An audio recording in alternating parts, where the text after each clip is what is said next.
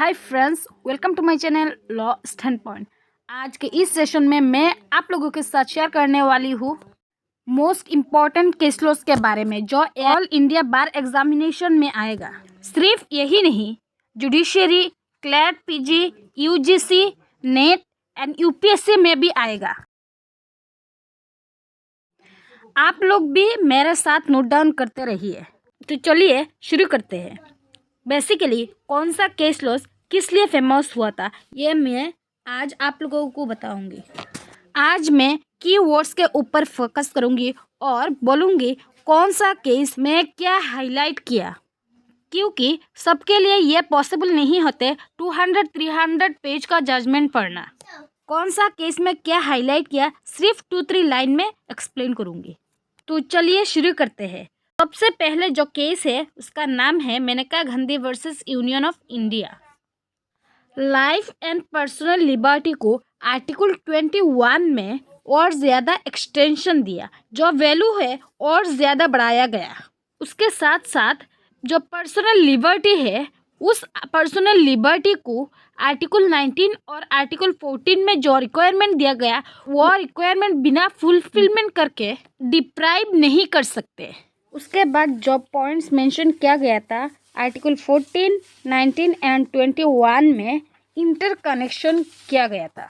Maneka Gandhi versus union of India इस case में किया गया था। और फाइनली इस केस में सुप्रीम कोर्ट ने ये भी हाईलाइट किया गया right to travel go outside the country. उसका मतलब इंडिया का बाहर कोई जगह ट्रैवल करने की राइट इस केस में दिया गया था। नेक्स्ट केस है MC Mehta versus union of India. ये पर्टिकुलर केस को आप सभी लोग जानते हो भोपाल गैस ट्रेजेडी नाम से ही। Bhopal gas leak tragedy case यही केस को जाने जाते हैं। इस केस में पब्लिक इंटरेस्ट लिटिगेशन फाइल करके ये बोला गया था जहाँ पे पॉइजनस गैसेस एस्केप करेगा वहाँ पर कंपनसेशन देना पड़ेगा और ये स्ट्रिक्ट एंड एब्सोल्यूट लायबिलिटी होगा कंपनी का। और इस केस में भी article 21 and 32 of Indian constitution का जो स्कोप है उसको और एक्सटेंड किया गया था। नेक्स्ट केस है SR Bommai versus union of India. यह केस फेमस है सेक्युलरिज्म के लिए, यानी कि धर्मनिरपेक्ष के लिए। सेक्युलरिज्म को इस केस में बेसिक फीचर्स के हिसाब से कॉन्स्टिट्यूशन में इनकॉर्पोरेट किया गया और यही केस पर प्रेसिडेंट को जब पावर है under article 356 of Indian constitution में ये कहीं हद तक कार्टेल किया गया था। नेक्स्ट केस है Minerva mill limited and other versus union of India.